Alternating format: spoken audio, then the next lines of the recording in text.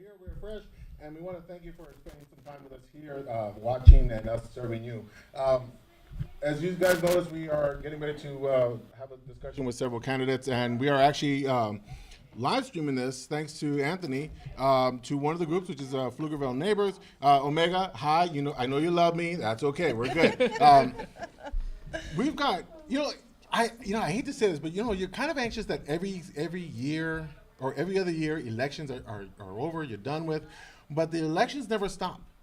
And with city councils and positions there, and bonds and constitutional amendments and God knows what else, it's ongoing, and we are at this again. And we're very proud to have three of the candidates from Pflugerville. If you guys notice, this is a Pflugerville community discussion.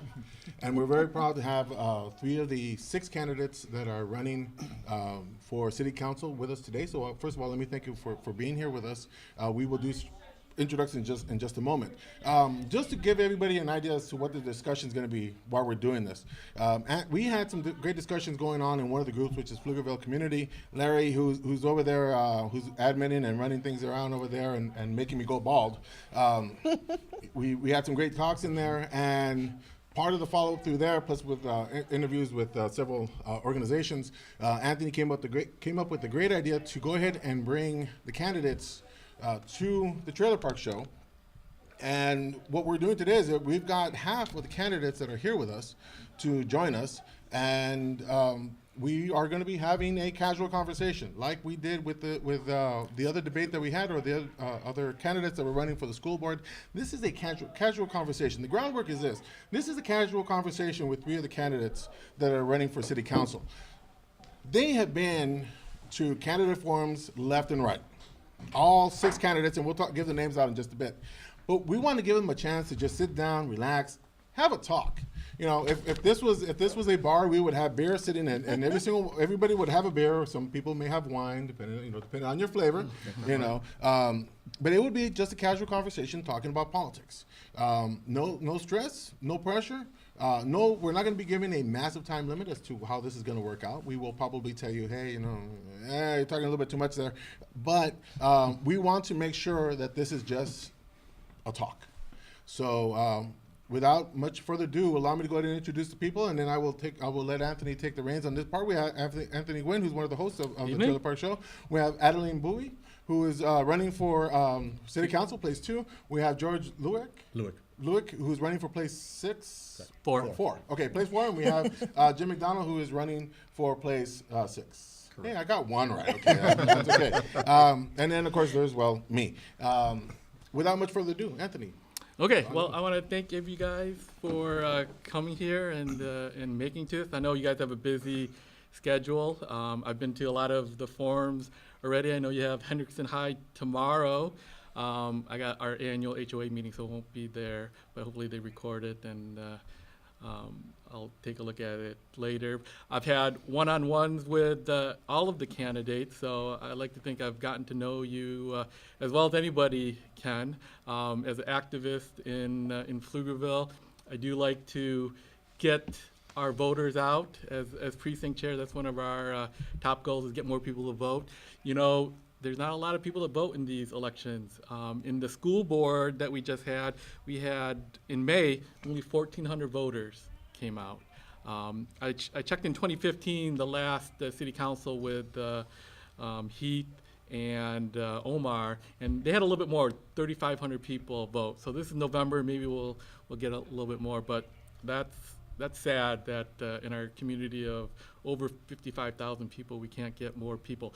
But the reason I hear people don't vote is they don't know you guys. They don't know the candidates. So other than a sign or something in one of the papers, nobody wants to go out and vote for somebody they don't know. So this is another opportunity to get out there. And I appreciate you guys running, because it does take a lot of time and energy for you guys to come out. And so in interest of full disclosure, I will say that I have something in common with all 3 of these guys. You take them all together and you got me. We have Adeline Bui, who is a first-generation immigrant from Vietnam. I'm a first-generation immigrant from Vietnam. She's a business owner. I'm a business owner. I own real estate. I trade in the stock market, mainly mergers and acquisitions. So I know right where she's at. You got George, who's an engineer, civil engineer. I'm a manufacturing systems engineer. I used to build fixtures and jigs and worked in the tool and die shop, but in the 90s, they asked me if I wanted to go into computers or not, and I said computers, and that's where I became IT manager of 5 plants, which is what Jim McDonald did. He's an IT director at a local printing company, and I did that for many years. Now I'm in consulting for software companies, manufacturing companies. So I really feel like out of all the candidates, you guys I have the most in common with. But that doesn't mean I won't be tough on you guys. But I just wanted to get that out there. So I thought you said full disclosure. You left out the fact that you and I are both very good looking. oh, I forgot about that. I forgot that. I forgot that. I mean, come on. Okay, so I'm not going to ask, you guys can, well, I did brief introduction, but I want to get into it because our time is limited. So the first question I want to ask is, I stay in tune with what's going on in the community. I like to, you guys probably know me from Facebook. I'm always giving my opinions. And when I look at Pflugerville, there is a break, I guess you could say, between people that want to maintain the old country style look, the homey feel, the bedroom community, and then there's the other side that recognizes there's growth and there's development, and we have to do something about that. And so every once in a while you'll see in the groups debate, should we have more green space and parks, or should we have more growth? Now I kind of know you guys all understand there's growth, right? So where do you guys lie in your vision for the city? Do you want to control the growth, or do you want to manage the growth into something different than where it's at? So we'll start with Adeline. So as far as Pfluger, what's your vision of the city going forward? Managing the growth, or should we go back to making more green space and parks or some combination? I think managing the growth is the way to go. I mean, we can go back, but if we're looking back, then we can't progress forward. So we have to adapt, and we have to consider the changes.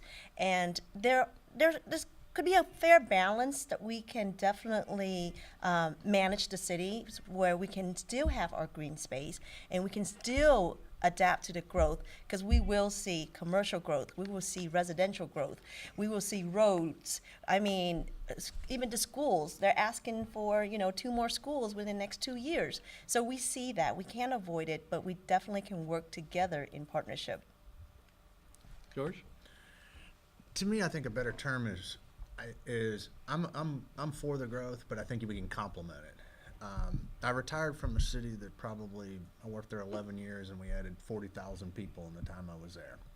And I think that I look around and I see our subdivisions, our roads, everything, and I see the opportunities to add amenities, parks. I see a robust trail system, and I see the ability to link that trail system. I also, when I was in Killeen, I did things like I wrote grants for the trail system, and I would put the trail system in and connect it to schools, but then I would go to clubs like Rotaries and things like that, and I would get money for exercise space, various amenities along it. So I think we can still, I like the look of Pflugerville. I like the, when you head east and you see the pasture land, but I think we can complement the growth. We have to have the housing and we have to have the jobs, but I think we can make it look better. I think if you compare our trails per capita, we have one of the highest in Central Texas, and it's one of the premier reasons when you talk to people, why do they move to Pflugerville? It's Parks and Recs is part of that answer. A lot of it is also you see a lot of veterans moving here. When I talk with them, they say that they moved here because there's family here, or because this is known. Pflugerville is known as the off-base barracks now because of its close proximity to 2 bases. So the growth is coming. There's no doubt about that. And so when you talk about controlling it or managing it, those are scary words. right? I mean, the growth is going to happen where growth happens. The best I think council can do in terms of the different commissions like Parks and Recs and Planning and Zoning is maybe to help guide it, would be a gentler word. And so the idea is that we're going to grow, but we still want to maintain what I've been referring to as a sense of place. So right now we have a commercial district, the shopping center, and that definitely has a certain sense of place. And so we don't want to cram everything into that. We want to look at other geographic areas where we can put in growth. And so we've got the 1849 Park, which is a good start in terms of moving our Parks and Recreation Center out there. I think maybe if we add to that a rec center, now we can create a sense of place center that drives our youth there, freeing up our existing rec center, which now we can go to 100% senior programming and convert that into a 100% full-time senior center. That creates a sense of place around there. And so what happens when you have this sense of place, downtown's another great example of one. What happens is that businesses now can be attracted to localized markets. So if, for instance, REI wants to come to town, they're not going to want to go to Stonehill. They're going to want to go out to the 1849 Park where all the kids are and they forget their shoes or need another shirt. They can pick up that purchase right there. And so that also helps with the other issue in terms of traffic congestion, because one of the big concerns is traffic. And as we're growing, are we going to pile everything into 130, 45 and just create a madhouse for traffic right there? No, let's look at different ways to distribute that growth throughout our geography. Green spaces, I think, are vitally important, both for psychological benefit and in terms of preserving what old Pflugerville is. And so I don't think we need to be in a rush to fill in our green spaces. I think there's a lot of growth opportunity out to the east. I believe the lake has been projected to be the center of town 15, 20 years from now. And I think that growth can be pushed out that way and guided in that way so that we can still preserve our spaces. City Council, a couple months ago, passed over at Windermere Primary, where Black Locust is going into Grand Avenue. They're putting in a traffic light there, but they're also putting in townhomes to the north and south of Black Locust. Well, you can't exit out of the southern entrance there because there's a bridge right there on Grand Avenue. And so that means everyone's going to be coming onto Black Locust, making a left turn to make another left turn at that light. And that's just going to make that a worse intersection for Windermere Primary. I think that was a mistake.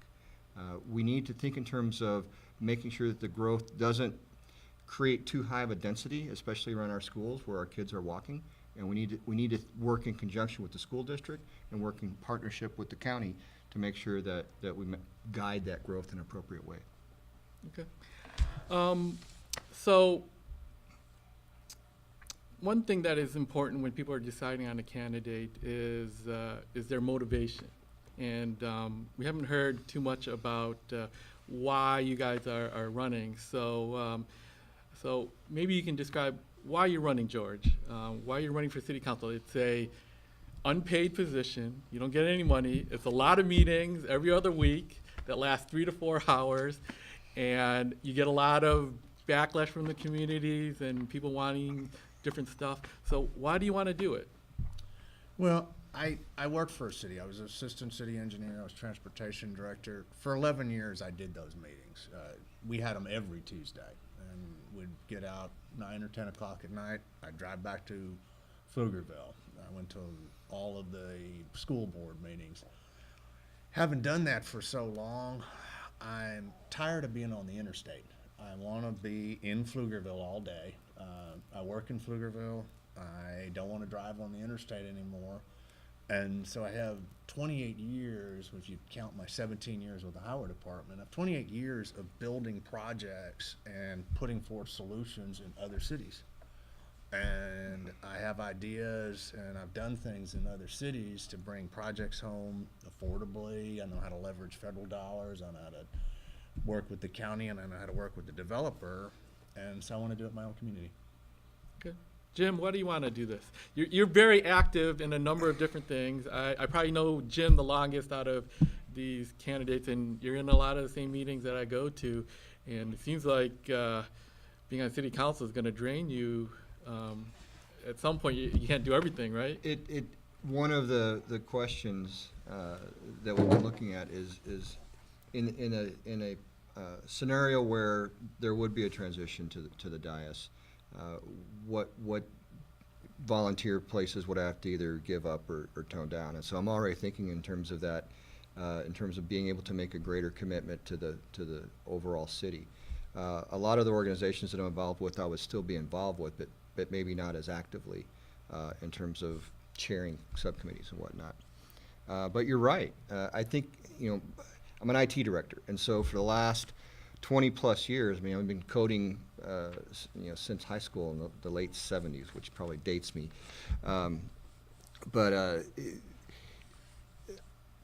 When you're an IT director, you have to solve complex problems with limited resources. And after a while, you either get really good at that or you go do something else. And I've become really good at doing that. I want to be able to take that skill set and translate it into the city that I live in. I don't have any businesses here. The company that I work for is outside of town and has no contracts with the city, and so there's no personal benefit other than this is my community. My kids are growing up here, and I'd like to create opportunities for them and for all of my friends. I know a lot of people in town, and a lot of them work outside the city, and they have to get on the interstate and drive down the road. And there's family businesses, and you want to be able to create opportunity to grow those family businesses here, and just improve the community. And I think I have a unique opportunity to do that and bring my skill set to bear on these problems. Adeline, why do you want to do this? Well, as a business owner, I can sit back and basically just watch things happen. But for me, I'm one of those people that, if I feel passionate about something, or if something is broken, or something's not working the way it's supposed to be, or if it's a business opportunity, well, the best person to make the decisions or get involved in would be yourself. I mean, yes, you can delegate the job once you create that vision, once you get all of your staff onto that vision and buy into whatever product it is that you're trying to do. You have to lead. And so I got involved. One was I figured, you know what, I can sit here and watch and listen to the city council meetings, and I can go outside and complain to other people that, why aren't things being done this way or that way? And you hear everybody complain.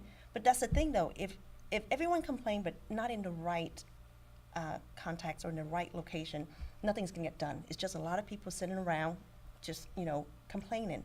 So during my campaign, when I decided to run, I met a lot of groups, and I realized one thing too, that it made it more meaningful for me to run, was the pure fact that I'm a minority, and in a city that is predominantly Anglo, it's very refreshing to have a minority female represent what is now going to be a very diverse city.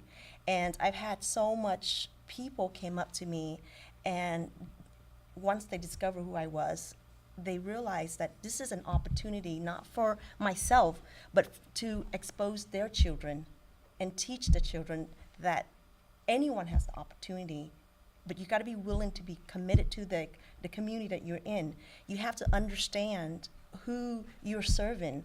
And with that, I think it opens up a lot of opportunities for other minorities, maybe not necessarily Vietnamese, but other minorities, to realize that in order for you to make an impact, in order for you to have your voice or anyone's voice to be heard, you have to be involved, you have to be active. And so it started out as wanting to be a leader, but it ended up to be more of a soul searching for me. And so I think it has a lot of meanings now to me, because I've become my ethnicity role modeled. I've been approached by so many people, and they're so proud of me, whether they know me or they live in the city or not. Just the pure fact that I am standing up and create an example that their children can either emulate later on or pursue. But the opportunities are just opening up. I appreciate you doing what you're doing. I'm part of Texas Asian Republican Assembly, and we're trying to get more Asians to come out and participate. And it's a struggle. It really is tough. A lot of Asians are just working hard, doing their own thing, and they don't come to all the meetings. And it's sad, but I appreciate you stepping forward and doing that. I do want to follow up. Quick follow up on each Well, one? I was going to follow up. Okay. And maybe this is what you were going to say. So, social media's been tough on you, and you've been very brave to address some of these issues. So I wanted to give you an opportunity to talk about your residency that's been brought up, and you know, you own a business, and some people are alluding to you just want to pump up downtown to sell it. And I don't see a problem with that. There's a lot of businesses that, you know, you got to do what's right for your business. But how do you want to address that for Sure. a moment? Yeah, I'm sorry, guys. I know this has been, you know, It's actually very important. it's for a lot very of people. important, yes. And let's address the residency. So when I've been living in Pflugerville for the last 4 years in ETJs, I move a lot. And I have a resident home that I bought in 2008 in Leander. And I reside there with my then family. And 4 years ago when I moved to Pflugerville was also the end of my relationship. And with that, the loan and the mortgage, everything's under my name. In order for someone to take over that loan, they have to qualify for that loan. Well, my ex was unable to qualify for the loan, so it stays under my name. And of course, you know, in Texas, you are allowed to claim one exemption, only one. Now, if I claim, I have a lot of properties, but I don't claim exemptions on any of those. I only claim on one. And that, I may not live there, but I have families that do live there. So I am exercising my homestead, because my home is not necessarily about me. It's who's on the title. So for that particular property, I'm on title.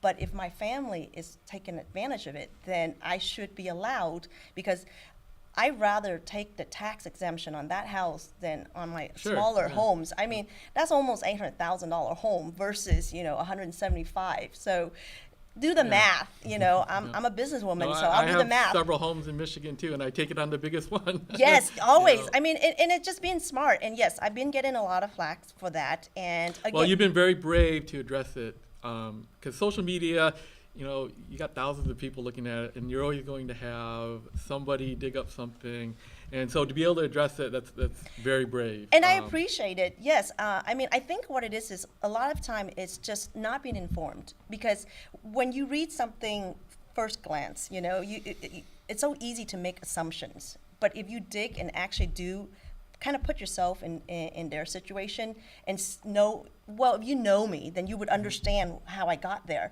But if you don't know me, if you've never spoken to me, except for what you read on black and white, you're doing a lot of assumptions, you know. I mean, most people didn't know that, you know. And then now they're like, oh, yeah, of course, you know. So that makes, once, you know, people say it, and I basically defend myself, I mean, it usually kind of settle everything down, but then it sparks up new debates, new conversations. But again, you know, you pick your battles, you pick your fights. And as far as I know, you know, the charter says that in order to be qualified for the candidacy, you have to reside.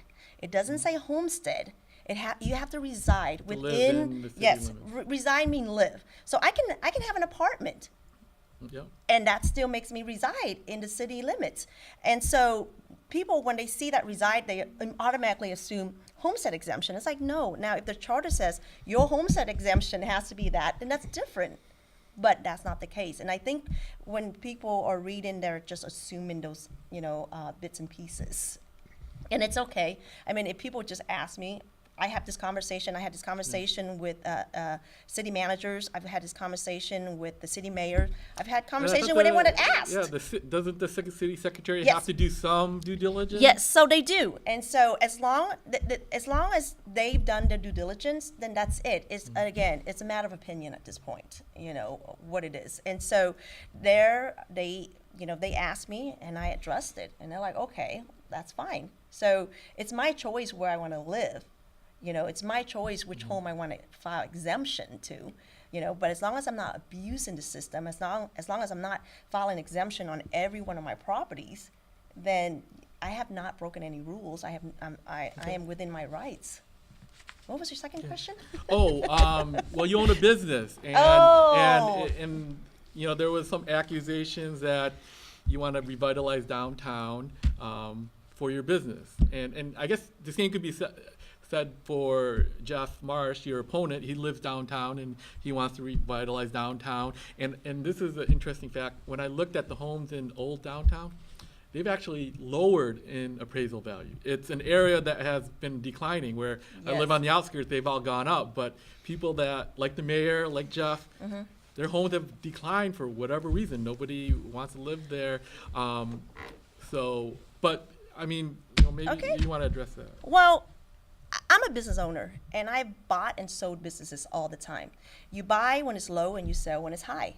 And for me, when I decided to sell my properties and my businesses, it's always been on sale. Even though it's not listed, it's always on sale. I've had With people the right bidder? with the right price, I will sell it. So I've had people come up and ask me, "Are you selling?" Like, sure. What are you offering? I've also had where I listed and I put a price on there and I get people. And again, there's opportunities all around. I want to, if I'm able to sell it, I'll take that money and I'll invest somewhere else. Now, as far as am I doing this for downtown to help my properties? It would be nice. You are correct. I protest on all my on all the real estate I have, commercial, residential. I protest. I don't care if it saves me only $1, but I protest every one of those properties.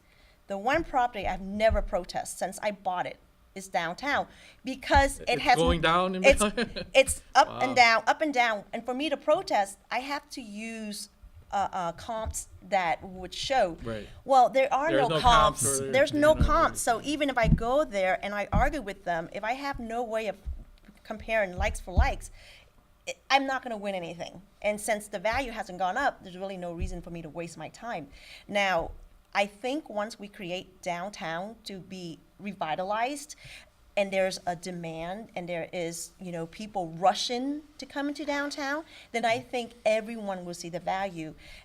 I would love to be able to sell my property at a higher value, but until the price is right, it's one of those things. Well, speaking of downtown, and I asked this question on, I guess it was Larry's Pflugerville Community Forum. At the last city council election, the city came out with a proposal to spend $8 to $10 million on revitalizing downtown. You already answered it, so I'm not going to ask you. Yeah. But I did ask Victor and Jim, and I think Jim doesn't want to answer anything that might be pending, but this was just in the workshop. I want to ask you today, I don't know if you had a chance to look at the video or the work session where they discussed it. If you want to address it, I'd just like to hear, are you in support of it or not? Or in general, how would you look at staff recommendations when they propose something? How do you decide if is it worth it or not? Adeline said that she didn't think spending $8 to $10 million on streets and gutters and putting utilities underneath would be a good return on investment. I tend to agree, but I'd like to get your opinion if Did you just prejudice my answer? I might have. Sorry about that. No, it's okay, because I've been saying from day one that Pflugerville is now the 23rd fastest growing. Yes, you got City. called out on I that. got called out on that. Oh, you did that. I got a computer. I don't forget. Well, No, it changed every, It changes, You, and so we you need were- to look over 5 years, because looking at it 1 year, it changes every year. So we've been in the top 25 at least for the last 2 years. Are we good there? Save yourself We're good there. there. There you go, nice there. Of population's over 50,000. There you go. All right. Okay, so we'll qualify that. And so I think we're at a really good tipping point in terms of transitioning from over-incentivizing businesses. So the key to downtown isn't building a Field of Dreams. And I think everyone's seen the Kevin Costner movie where they build this great stadium in the middle of Build it, they nowhere, will come. and all of a sudden people start showing up. I don't think that's true, because this is what happens. We take $8 to $10 million of whose money? Oh, our money, right? We take that money and we put it into upgrading downtown, and then when the business comes in there and says, oh, I'd really love to move here, but I need 5 to 10 years of tax abatements to make it worth my while, well, now you're paying twice to move that business in here. So I think that the items that are on that plan, I think those are our cards. Those are our cards that we hold, so that when we take the first step, and the first step is defining whether or not we're really serious about revitalizing downtown. Because if we are, the first step is to rezone it as an entertainment district. And making any business that doesn't fit in with that model, if you're gonna make an omelet, you gotta break some eggs. And so that's the first question, is the city willing to cross that bridge? And if it is, then when a business comes in, where does everyone go for instance, for German food, right? We all drive to Wahlberg to go sit on the splintered picnic benches to have German food. What if Pflugerville, a German town, had a premier German restaurant in downtown? That would create that sense of place, that would create a draw. And so when that restaurant comes here and says, hey, we'd love to build on this big vacant lot or take over City Hall and build there, because that's the other elephant in the room, you have to get City Hall out of there. Why don't you give us 5 to 10 years tax abatement? And we say, you know what? Here's an idea, a counteroffer. On your plat, you have to have so many parking spaces because of the Unified Development Code.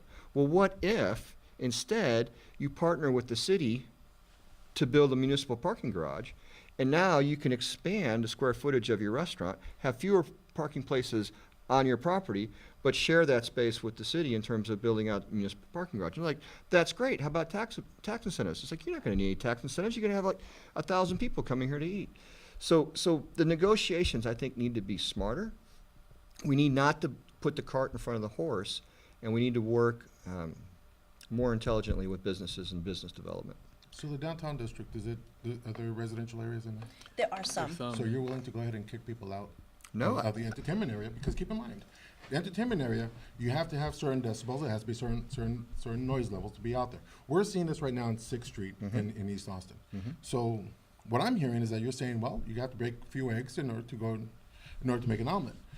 Are we gonna tell the people, I'm sorry, we can't have you live there because it's an entertainment district now and the noise is too loud now?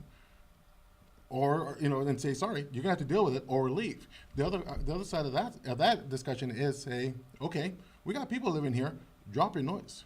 Yeah. Because here's what happened in Austin. They did that.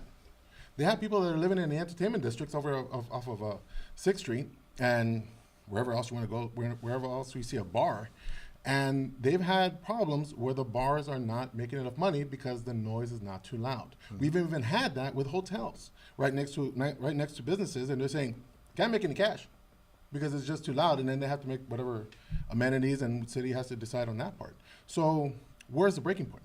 Are we gonna break the eggs with having residents leave and gentrify downtown? So you bring up an excellent point. And I mentioned early on that I'm very good at working at complex problems and bringing up a complex solution. All we just talked about was a very simple solution. Right. And so it's easy to poke holes in it. But it's I just walked downtown last night and talked with a lot of the residents there. And they're split. About 50% of them would love for it to stay exactly the way it is. And about 50% of them would like for it to have something better in terms of a downtown entertainment district. And that is going to bring change. And change is scary. And we have to address how to affect that change. But the first question that I said, the first qualification was, if we're serious about doing it. So if we are serious about doing it, then yes, there's going to have to be, and this was already talked about in council a couple months ago, concentric circles. And so you look in terms of that core downtown district, and then you look in terms of what's ancillary services next to that, and you look at residences after that. And so there's going to be change. And so if downtown is to be revitalized, it won't look the same as it does today. Right. And so as a community, we have to decide, is that where we want to go? Well, just so people know, in case if they are not familiar with downtown, there's only about 3 or 4 homes that qualifies under that. So it's not like a lot of rooftops where you're having to convince. Now, as a business person, I don't know, maybe everyone has a different perspective on this, but, rental. As a homeowner, right now in this market, you make a heck of a lot more renting than you would living in there or even selling it. So if it becomes an entertainment district, your value has already appreciated because all these businesses are coming in. 2, you're also able to make money. This is the opportunity for those homeowners to actually make money on homes, because as we know, the homes you live in do not make you money. It's an expense with all the mortgages, the taxes that you pay.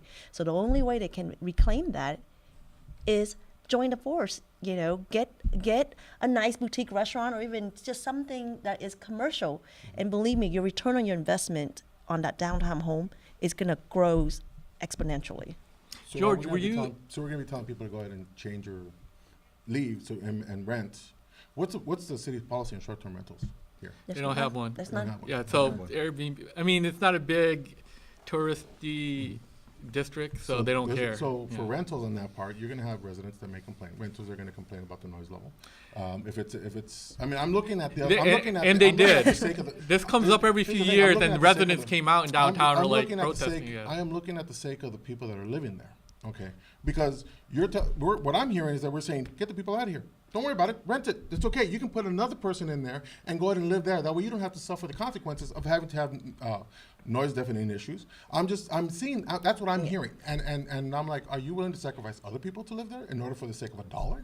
Or are you willing to go ahead and say, I want to live there because that's my home that I've lived there for however many years, and I don't want to give it up. I mean, it's a Pflugerville gentrification issue that we're dealing with that part. And granted, 3-4 people, 3-4 homes, okay, I get that part. Okay, but they've lived there for how long? And we're going to tell them, get out. Well, I mean, you notice downtown has become more of a mixed use. You have your retail downstairs, and of course, you know, upstairs has become more of the living style. And I think it's not for everyone. Obviously, it's not for the one that's been living here forever. I mean, this is where my product placement comes in. I own Hanover's. Okay, sorry about that. And we have live music. We have sand volleyball. And there is a noise ordinance, you know, during the weekdays before 10 p.m. And then on the weekend up to 11 p.m. We've never abused that ordinance. Now, if people complain, I have the cops come. They test the decimals, and has always been, hey, it's within reasonable allowance, so we're cool.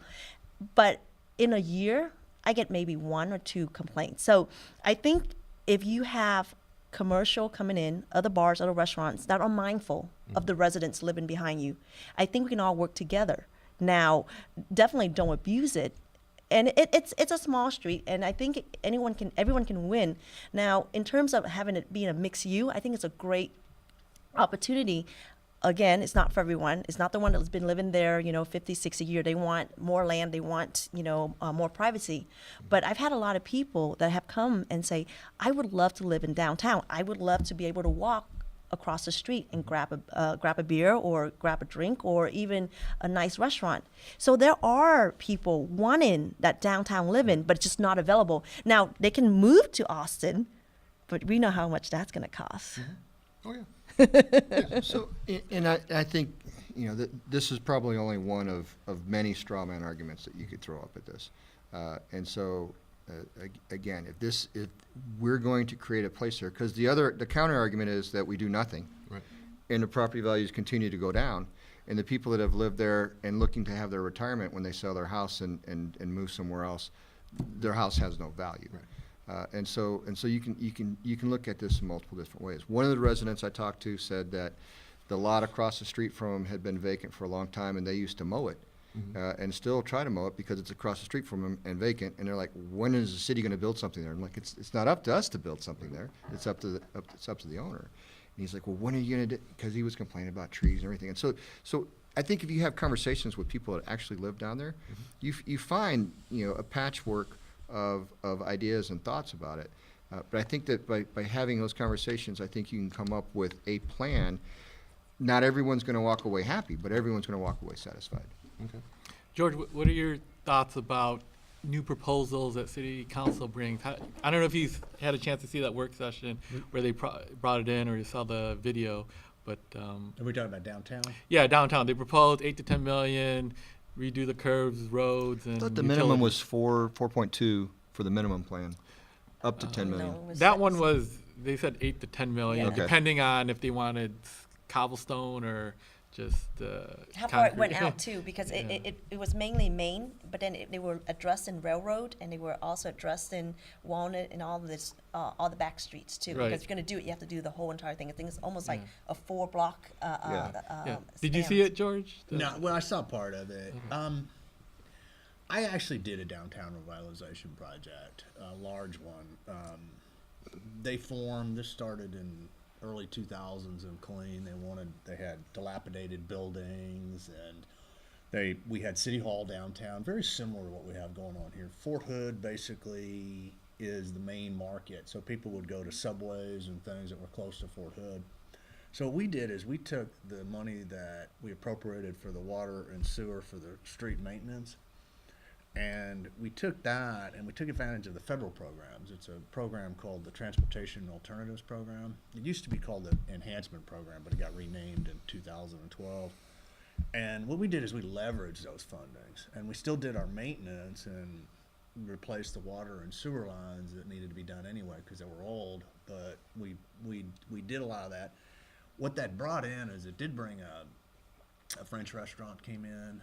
There was a Puerto Rican grocery store that when we did the sidewalk in front, and they expanded out. Now they have a restaurant that goes with the store, so similar to like a Trader Joe's, which is really nice. It would come up.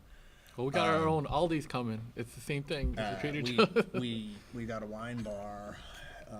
What we also did was we put in we came up with a matching fund for doing some facade grants, so we were able to get some business. So we created a nice little square. When you asked about the proposal, I'm the engineer. I need to see the estimates, and I know. You think it was worthwhile? Did it return value to the city? I think so, because we leveraged dollars. And we took advantage. We also tied a hiking bike trail into it. We took our community center, and then what we did was we put a pedestrian bridge from a community center and built a 1.5 mile hiking bike trail and tied that in. So we had a bus. So where I see similarities to Pflugerville and where I retired from is before I left, I was trying to get the gateways worked on. And I look at like Grand Avenue Parkway. I look at 1825, and I think we need to back out of a little bit. We need to look at cleaning up our gateways a little bit, and I think that'll bring more people, more commerce into downtown. Yeah. And we've talked about this. It seems like you know a lot of funding mechanisms that we might not be taking advantage of, and I'd like to talk to you about maybe offline, maybe how can the city take advantage of those things? Because most of these proposals, we haven't talked about how to pay for them.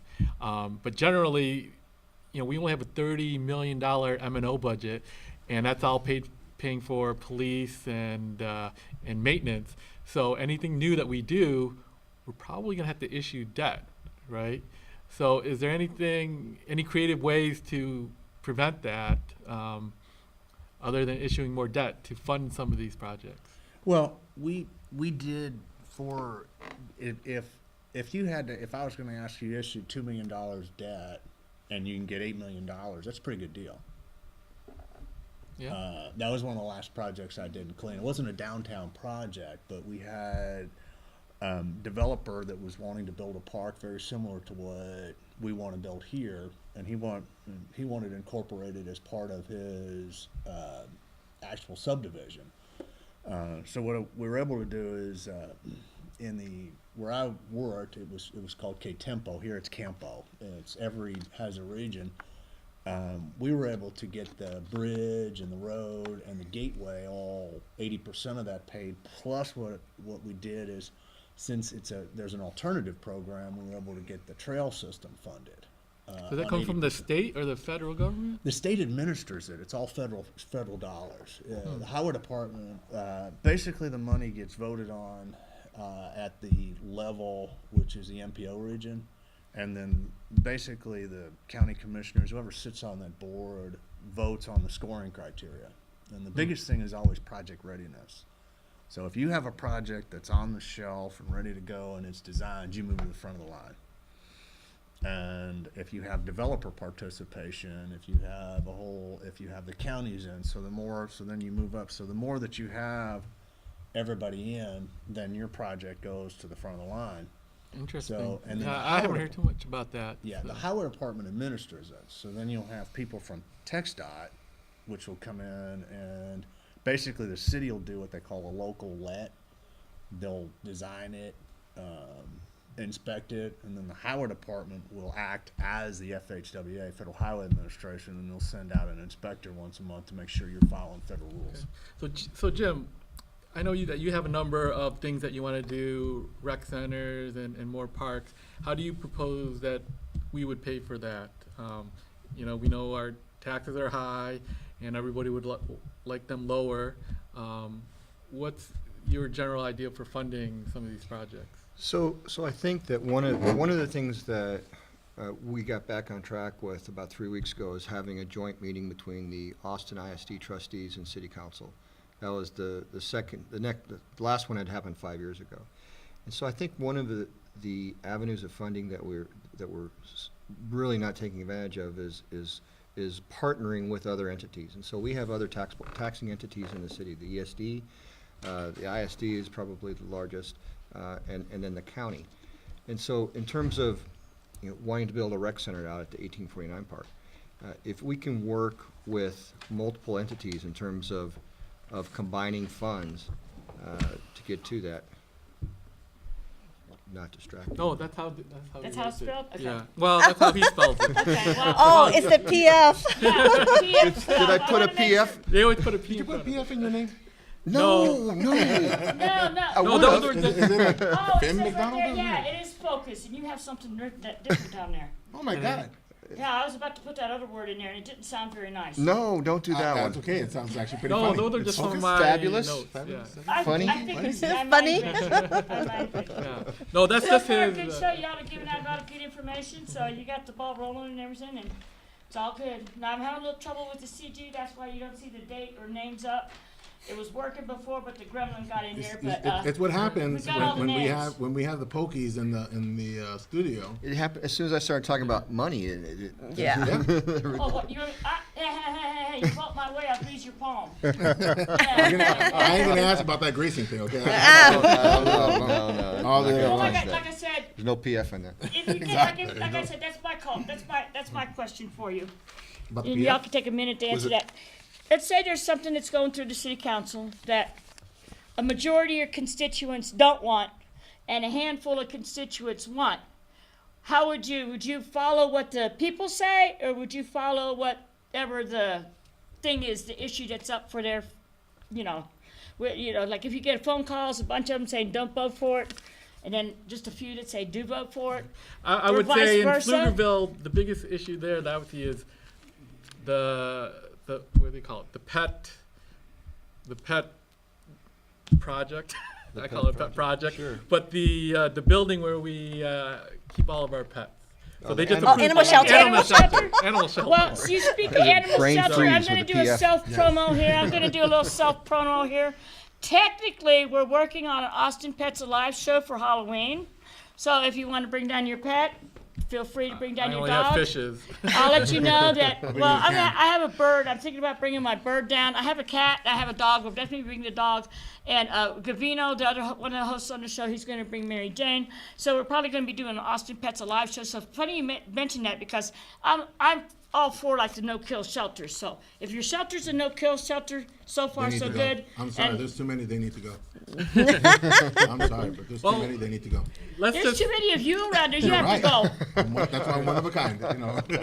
Well, that's a good segue because the animal shelter has always been a hot button issue. There's a very vocal group of people that feel that we should rebuild the whole thing. Just quickly, we were talking with you, Jim. So if you want to elaborate, finish what you said before. It's a done deal. They are rebuilding it, right? Well, they're doing a $2 million project, 5,000 2.1, square yeah, feet, something like that.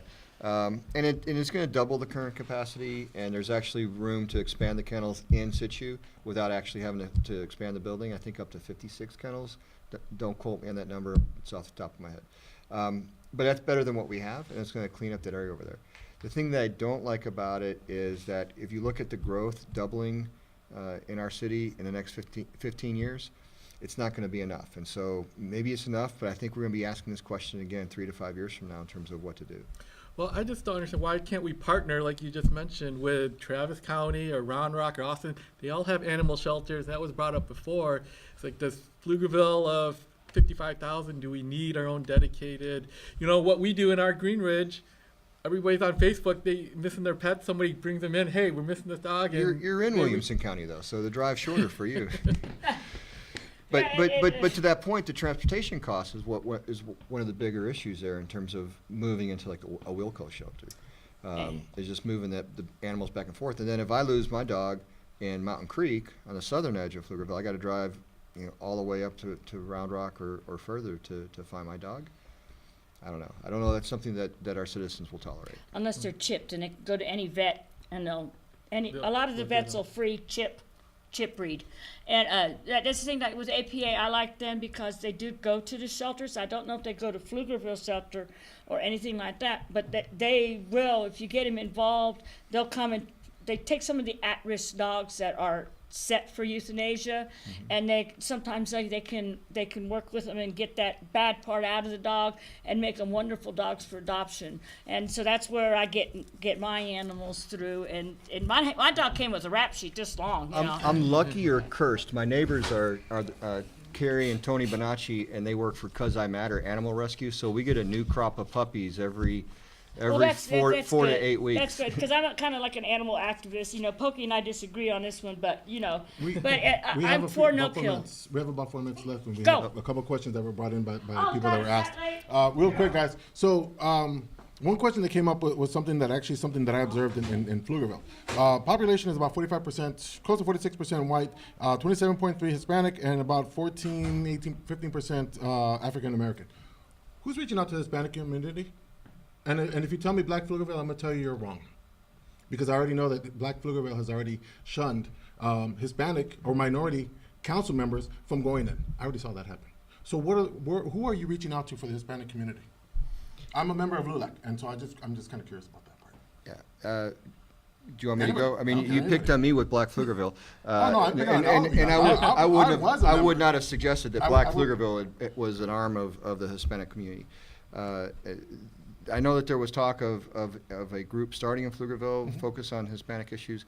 I don't know if that got off the ground. A lot of, for me at least, a lot of the organizations that I'm involved with have a large Hispanic component. The Rotary Club, the American Legion, Drive a Senior. There's a lot of Hispanics that are involved there, and so I feel like I have a lot of contact there without having a specific focus. Okay. For the African American community, that's not as prevalent for whatever reason. And so for me, reaching out and becoming a member of Black Pflugerville allowed me to open up my intersection of friends and my circles to have a better outreach. And I there. use Black Pflugerville because we had an incident, like I said, where there was a minority, a Latina who is an elected official that was denied access into a meeting that I was present at. And so. In Black Pflugerville? Yeah, I was a Really? member at the time. I walked away as soon as that happened. Well, I've been to a few of the meetings. They don't kick you I was one of out. the biggest leaders that was in the group Yeah. that said, no, you can't come in. I hadn't heard of that, but Oh, we'll yeah, talk about that because offline. we kept it quiet. How about you, sir? I haven't reached out to any specific groups. The bulk of the people that I'm hoping will come out and vote for me is actually the people that I work out with in the gym, which are predominantly Hispanics. How many people work out in the gym? I actually take those classes every morning. And so every morning I go in and I know 20 or 30 people at 9 o'clock every day, and then I go in the evening. So I Can't can win name, with 30 votes. well, but they have family and friends, and the bulk of my classes are actually Hispanic. Well, for me, it's a business, it's families. So a lot of business, a lot of patrons are Hispanic that comes through my bar, and I think I don't think there's not a lot of big groups like Black Pflugerville that is predominantly ran and supported by Hispanics. I mean, I think we need more groups like that. You said you have one. I'm sorry, I'm unaware of that Yeah, group. there's actually one in Pflugerville. But that's the thing. What have you done to market it? Because I'm not part of that group. I'm actually part of the one in East Austin. However, if you go online and go look for Hispanic groups, you actually find Lueck. as part of that group, but there is one in Pflugerville, and I'm just kind of curious. I see pictures, I see all these great pictures, and I'm like, where's the Hispanics? Well, no.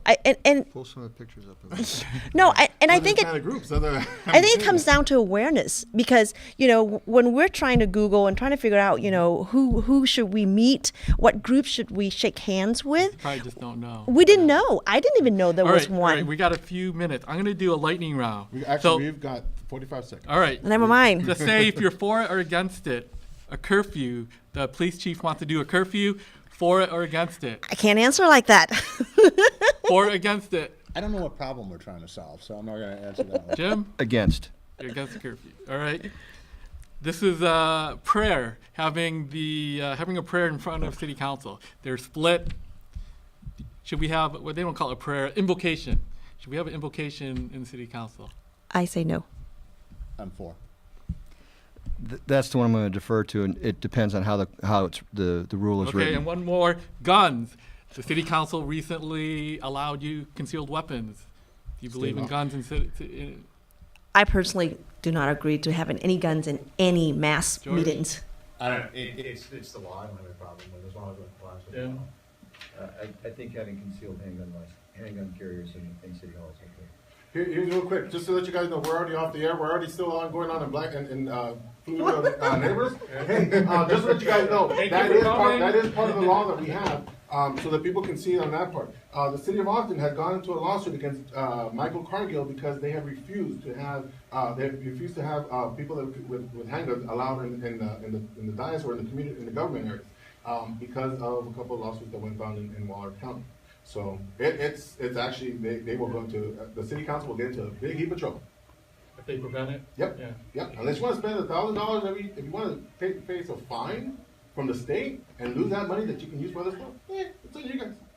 Yeah, there's, as I recall, there's a provision written in the law that says something about protecting government buildings. Right, there's, so long as there's like courthouses.